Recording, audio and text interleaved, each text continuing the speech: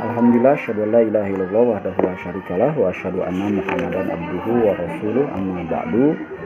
Puji dan syukur kita panjatkan kehadirat Allah Subhanahu wa taala, berkat qudra iradah dan inayahnya kita semua masih bisa beraktivitas, masih bisa berkumpul dengan keluarga, dengan teman, dan juga dengan semuanya.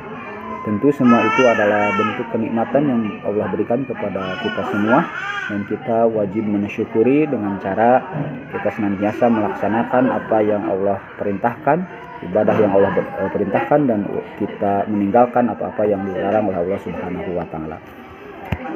Anak-anakku yang Bapak cintai dan Bapak banggakan, bertemu kembali dengan Pak Guru dalam pelajaran tarikh mengenai perjalanan hidup Rasulullah Shallallahu Alaihi Wasallam.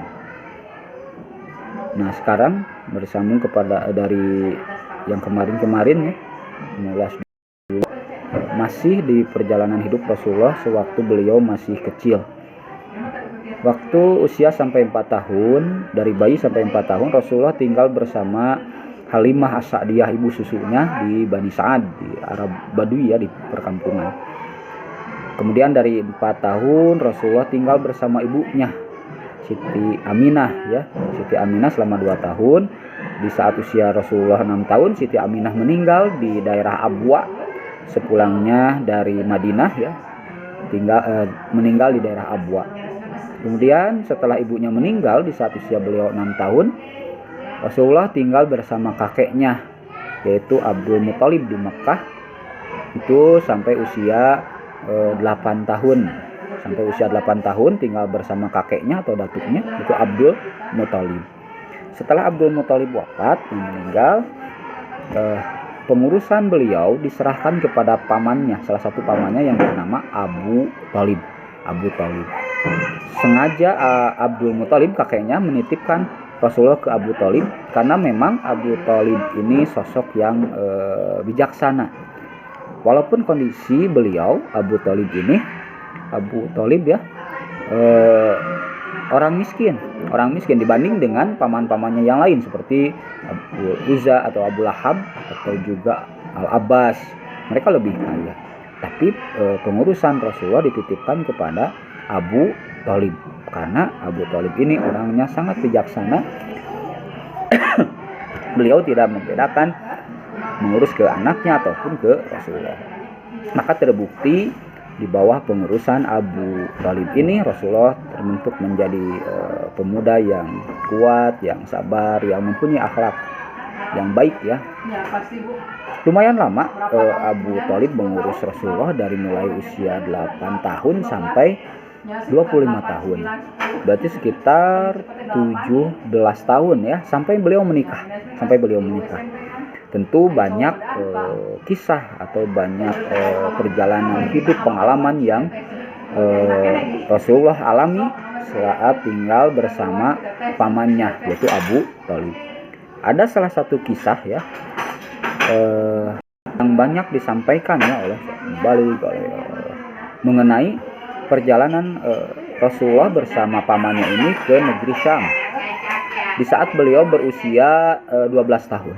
Di saat Rasulullah berusia 12 tahun, waktu itu Abu Thalib hendak melakukan perjalanan dagang dengan kabilah orang Mekah ke negeri Syam. Nah, di saat mau pergi berdagang ke negeri Syam, Rasulullah meminta ingin ikut mendampingi pamannya. Karena bentuk kasih sayang Abu Thalib ya, kasihan Rasulullah ditinggal di Mekah, maka diajaklah Muhammad ini ke negeri Syam untuk berdagang. Berangkatlah Abu Thalib dan juga kemenakannya ini Muhammad ke negeri Syam. Sebelum sampai di negeri Syam itu melewati ada yang namanya kota Busra ya, kota Basrah. Di kota ini terlewat salah satu pendeta ya, bertemu dengan seorang pendeta bernama Bukhiro. Pendeta namanya Bukhiro. Di tempat itu disambutlah orang-orang Mekah oleh pendeta Bukhiro itu. Padahal tidak biasa. Orang-orang kabilah Mekah kan udah terbiasa dagang ke sana. Selain dari waktu itu, biasa saja pendeta ini tidak menjamu, tidak menanya ataupun apa. Tapi pada waktu Rasulullah ikut, mereka menjadi pendeta itu baik, sangat baik. Dijamu, dipersiapkan makanan, nah, disuruh masuk. Di saat berkumpul, pendeta itu bilang, "Kak, jangan sampai ada yang tertinggal. Kalau ada yang tertinggal suruh ke sini." Karena dia tahu bahwa masih ada orang yang tidak ikut. Ternyata Rasulullah kan pada waktu itu disuruh tidak ikut ke dalam karena disuruh menunggu barang-barang yang dibawa oleh kabilah Mekah tersebut. Kata orang-orang Mekah, masih ada satu orang, cuman anak kecil, dia disuruh tinggal, disuruh menjaga barang-barang. Kata pendeta itu, jangan dibiarkan, suruh dia masuk. Masuklah Rasulullah ke tempat itu. Maka pendeta itu melihat Rasulullah, melihat tanda-tanda yang ada di diri Muhammad, tanda-tanda kerasulan. Dilihat, salah satunya kan ada titik merah di matanya. Kemudian yang tidak terlihat itu di punggungnya. Di punggungnya ada tanda seperti cincin atau bekas bekam bulat. Maka pendeta itu semakin yakin bahwa anak itu adalah calon nabi penutup, calon nabi dan rasul penutup.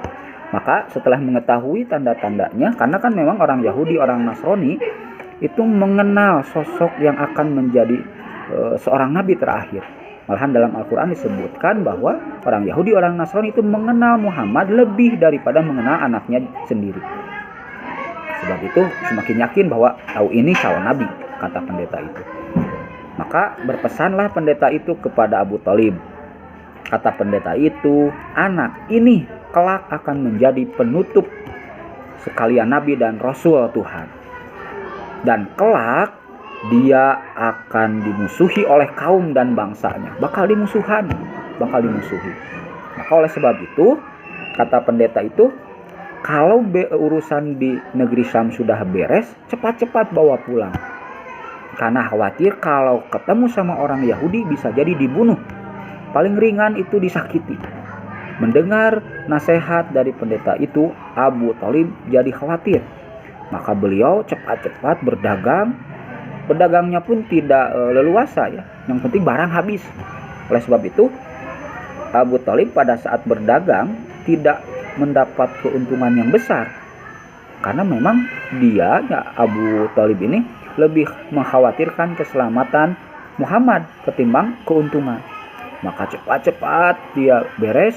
Setelah beres berdagang, dia cepat-cepat membawa Muhammad ini, Rasul kita ini, untuk pulang ke Mekah. Takut disakiti oleh orang-orang Yahudi karena mengetahui atau setelah mendengar pesan dari pendeta Bukhiro tadi. Walaupun begitu, Abu Thalib tidak khawatir ataupun tidak menyesal ya, tetap ikhlas karena beliau, Abu Thalib ini, lebih mengkhawatirkan kondisi keponakannya ini. Maka beres, pulang dengan selamat Rasulullah bersama pamannya dan juga rombongan kembali ke Mekah. Nah, itu bagaimana perjalanan Rasulullah di saat ikut berdagang dengan pamannya ke negeri Syam dan bertemu dengan pendeta Bukhiro yang menyampaikan pesan bahwa sudah terlihat ada tanda-tanda kenabian di diri Rasulullah. Memang perjalanan ke negeri Syam ini adalah perjalanan pertama bagi Rasulullah. Nanti ada perjalanan yang kedua di saat Rasulullah usia sekitar 24 tahun. Kalau pada saat itu nanti Rasulullah yang berdagang ke sana. Dan juga sama, ketemu sama pendeta, cuman bertemu pendetanya bukan pendeta Bukhiro ini. Dan juga sama, menyampaikan tanda-tanda kenabian di diri Rasulullah. Nah, itu dulu yang Pak Guru sampaikan mengenai kisah perjalanan Rasulullah ke negeri Syam bersama pamannya. Mudah-mudahan kita bisa bertemu kembali di lain kesempatan. Aku qouli hadza wa astaghfirullah li wa lakum. Assalamualaikum warahmatullahi wabarakatuh.